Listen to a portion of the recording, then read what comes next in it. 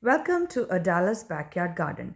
Today's video is about caring for the green leafy vegetables that we have in our garden and also some of the pest control techniques that we use here in our garden. This bed of red amaranth and green amaranth was started some 2 months ago, and the green amaranth was the seeds that I had in my kitchen that a friend of mine gave, and to my surprise a lot of it sprouted, and you can see how it has grown in the 2 months. We had a lot of issues with squirrels digging up our beds and roly-polies eating the young saplings, but this is how it looks after 2 months. And today we are going to harvest some of the leaves of our green amaranth. I usually do not transplant the saplings as they grow because I have lack of space here in my garden. So I just let them grow like a dense bunch of um, plants, and I keep fertilizing them often so that all of them grow and they get the nutrients that they need. Of course, if you separate them and transplant them with distance between them, you will have bigger amaranth plants, and they might also not compete for the nutrients. But I just leave it the way it is, and you can see that the smaller saplings underneath of these big ones will pick up and they will grow now, and that will be the second round of harvest. We've had a lot of rain in the last couple of weeks, and with the rain we also see a lot of crawling insects that eat up the leaves of our amaranth. Now you can see this is a volunteer amaranth growing somewhere in our garden. We have used diatomaceous earth. That is one way to keep the pest away. Diatomaceous earth is nothing but the powder of a rock which is crystalline in nature and which bothers the insects. Now another way is to use eggshell powder.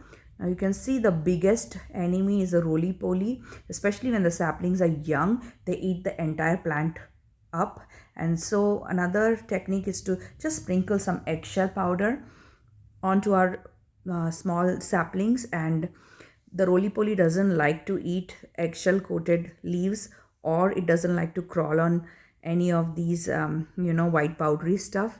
Always wear a mask while doing this. We also use a neem oil solution uh, frequently in our garden just to make sure that there are no pests and no caterpillars or anything that lays eggs. The recipe of this neem oil is also on our channel. This little green fellow also helps us keep a check on all the insects in our garden.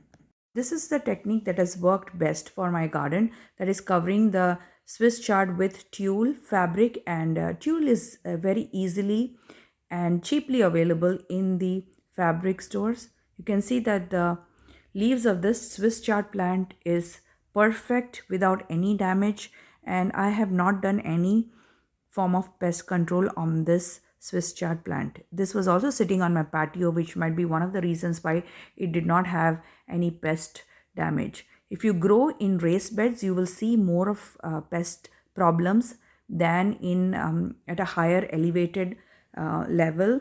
If your pots are kept at a higher level, I think what you see is less amount of pests.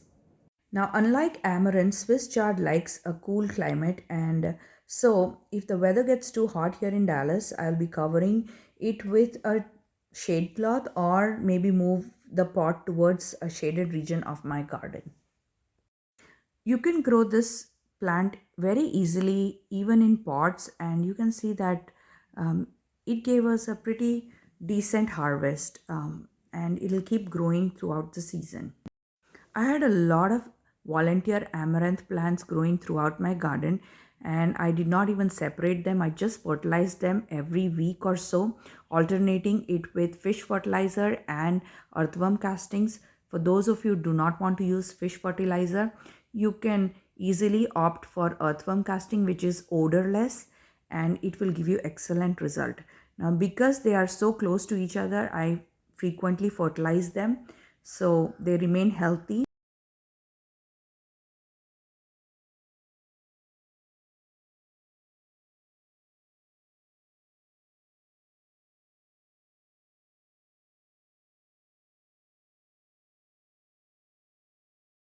In another part of our garden, we had sprinkled some fenugreek seeds or methi seeds from our kitchen, and you can see that most of them sprouted, and we used them up in one of our dishes.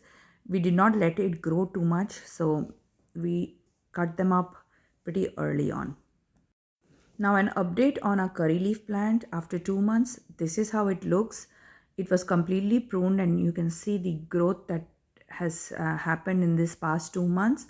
I also fertilized my curry leaf plants with fish fertilizer whenever I fertilize my other plants in my garden. We have harvested some more rounds of beans from our garden, and I've included some pictures of the produce that we got from our garden.